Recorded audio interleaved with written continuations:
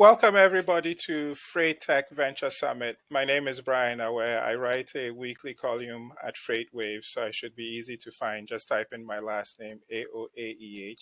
I'm also the co-founder and general partner of REFASHIOND Ventures. Today, I'm talking to Justin Bailie, who is one of the co-founders of Rose Rocket. Welcome, Justin. Hi, Brian. Thanks for having me.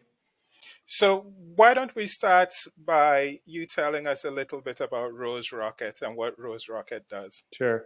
So Rose Rocket is it's a TMS designed really for anybody from a small broker up to some of the largest enterprises that we call our customers. It's modern technology, cloud-based software.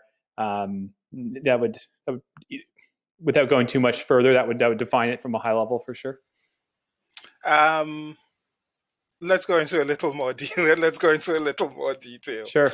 What are the problems specifically that Rose Rocket solves? Yeah, I got it. So Rose Rocket really looks at the TMS market in a way that we see a gap there where there hasn't been any new modern entrants to the market for a while. Native cloud applications that are sort of a larger product or a larger company are really not in the market today. So we saw an opportunity, almost 5 years ago now, that there was a need for, call it mid-market to enterprise grade, a cloud-based technology that could allow companies to modernize their business and serve their customers in a way that they were going to be demanding. The impact and the pushback from shippers onto carriers and brokers in terms of what they're looking for. The tools need to be so much more scalable and so much more nimble and robust than the traditional maybe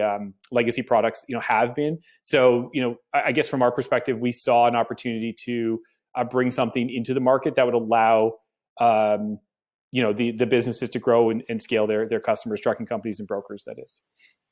Okay, and because I'm sympathetic to other VCs who might be watching us and who aren't steeped in the industry like I am, when you say TMS, what specifically is a TMS, and why is it so important for trucking companies? Right, being a FreightWaves interview, I thought this might be one of the few times I thought I might not have to explain it. So a TMS is traditionally it's transportation management software, transportation management systems. I'm not even actually sure what the S is, but it's the operating system. It's how a trucking company runs their business. So we say within the four walls of the terminal, four walls of the building. So you have technology that lives inside the truck, and there's a host and all sorts of exciting technologies that are out in that space. And then there's the quote to cash functionality that happens inside the business, and that's what a TMS is. It's sort of the ERP for trucking companies, if you will. Okay, got it. So the focus of the conversation is your funding journey, right? How things have evolved for Rose Rocket as you've gone from where you started and where you are now. So why don't we go back to late 2015, early 2016? You and your co-founders get together, you start the company, and then what? You decide you need to raise a round, you get into YC. Walk us through what happened around then. Yeah, I mean, I wish I could say it was that well thought through or that premeditated. It was actually Rose Rocket was a spin-off of an existing business, or a pivot really. We had a business that was failing that was a TMS for shippers.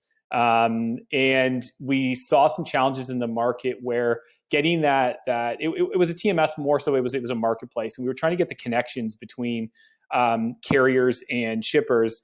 And this was early days where APIs on a carrier side were even very non-existent. They're still relatively nascent, but and we saw some challenges there. So we really foresaw a problem that needed to be solved around getting carriers on the internet. And so we started looking at pivoting the business towards that direction. And we sort of one foot in front of the other. We started trying some branding out and put a few landing pages to see if there'd be interest.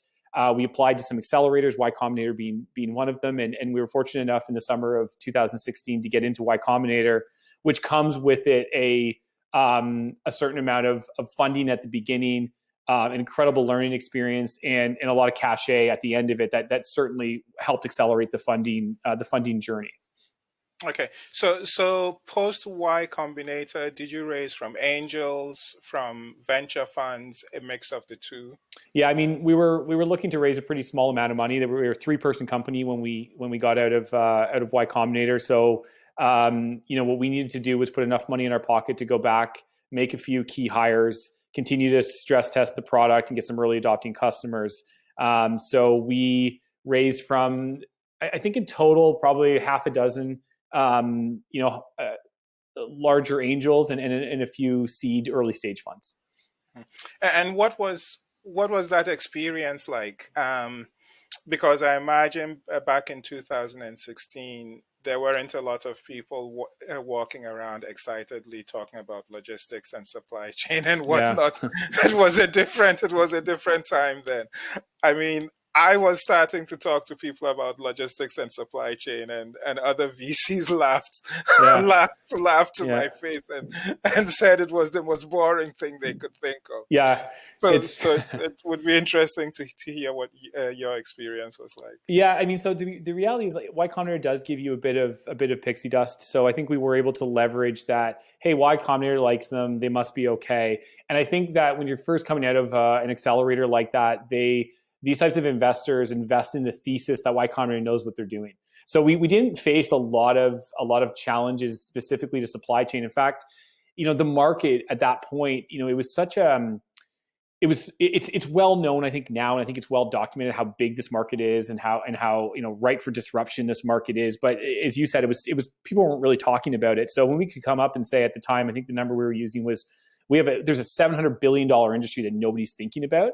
That got people's attention. Yeah. So the lesson there is for other folks in the supply chain horizontal, try and get into Y Combinator. Life Yeah, and it's life. hard. It's hard. We were super lucky to get in, and I still look back and don't know why. It wasn't my skills, but I think I would also say other founders right now who are in supply chain. I don't know that it's. I don't want to say it's not as hard. It's always really hard, but I think the word is out. I think COVID is, frontline workers are cool right now, and I think there's actually a spirit around that right now. I think trucking's well documented. So I think trying to get people excited about supply chain is a heck of a lot easier now than it was then. Hmm. From your lips to God's ears, I'm trying to raise a supply chain fund, Yeah, and pitching LPs. yeah. LPs don't seem to be. Look, man, LPs don't seem to none be. of it's easy. But you know what? Here's the thing. I don't think that there's I don't know what industry out there that's like, this is the space I'm in, and people are like, I'll throw money at you. Still have to have a good fundamental business. Still have to have a big addressable market. You still have to have a believable story and a founding team that can execute. I mean, all of those things still have to be there. I don't care if you're in med tech or supply chain or marketing. And I don't think it's that different. I think, many of the investors that we've spoken to, some of these guys, they have teams of 30 analysts that scour every industry up and down, and they know more about this industry than we ever will, probably. And they know about every industry more than most people will. So, there's not a lot of secrets out there anymore. Yeah. So you get the round after Y Combinator done. Then what? And we went back to Toronto. We were in California. We lived in California for 6 months during that period, and we came back and we rented a small office and hired a few first key employees. I think maybe half a dozen in that first 6 months. We continued to iterate on the product, bring on some new customers, try to not show some traction, but try and actually get some traction. And then we continued to sort of, and I say sort of, raise money because we continued to use what's called a safe note. And those who aren't familiar with it, it's a very, very, very simple piece of paper that's you're locking in a valuation, but you're not having an event. It's a very, very easy document to execute on both sides. It doesn't require lawyers. It's simple. You sign this, you wire the money, and we're kind of off to the races. And when we raise a Series A, we'll convert this promise of a valuation later down the road. The nice thing with safe notes is that there's no round. You don't do a seed round. You don't go out and say, I'm going, like you would on on a term sheet. You don't say I'm going to raise $3 million or $10 million, and you kind of have to get there. You just raise $100,000, $1 million, $500,000, whatever it is, as you go along. And so we did that for the better part of 2 years, and just kept going back to the well on safe notes, and it made raising never a full-time job like it is when you're doing something more significant like a Series A, but it made it a continuous part-time job that the founders had to, just continue to do. Why? So besides the obvious answer that safes were first proposed by Y Combinator, why a safe versus a convertible note?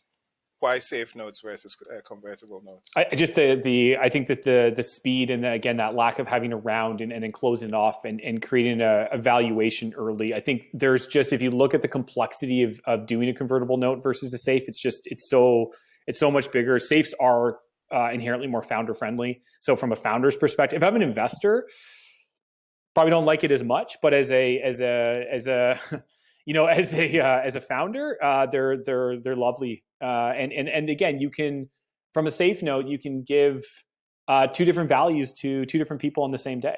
And so if somebody wants to give you a $12 million cap or like a max value on the safe note, you can have it. You don't want to do that. I think that kind of offers, like, that's a bit of out of integrity, but the instrument does allow for that type of thing. So for us, we kept kind of pushing up on the cap values. The business became just a little bit incrementally more mature and a little bit more durable. And so, started the first ones at probably, I think, around 6 million. And I think our last one we wrote at, well, we did uncapped safe on the last one, which is kind of the holy grail for safes. Yeah. Have you pitched to institutional VCs yet? Yeah. What's that experience like? Back in 2016, as I said, when I started talking about logistics and supply chains and whatnot, I'd run into founders, and the complaint is, VCs don't understand the market. We're spending the first 2, 3, 4, sometimes 5 meetings explaining explaining what we do and the industry and whatnot. What's your experience been?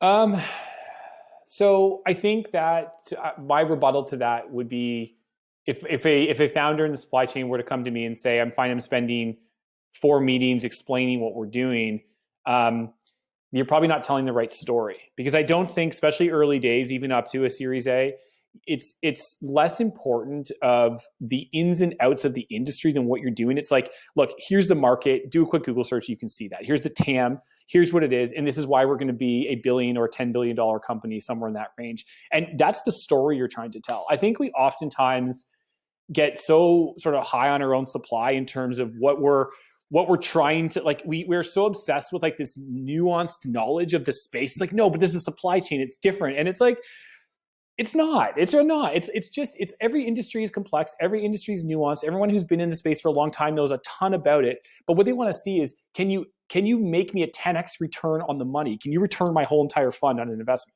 That's what they're looking for. So I think oftentimes founders are, and I would count myself in this category, but I can look back and see it differently. But at the time, what I didn't do enough work on was, how do VCs want to invest versus what, like, it was all this weird, like, the agenda was backwards. I should have understood better of what's their thesis, how do they invest, and just leaned into that versus trying to pull them into what I'm thinking, what I'm trying to do. And I think I think if a lot of founders are doing this for the first time or going about it the wrong way, it's tell a clean, concise story. If you need to tell it twice, then you need to tighten that story up.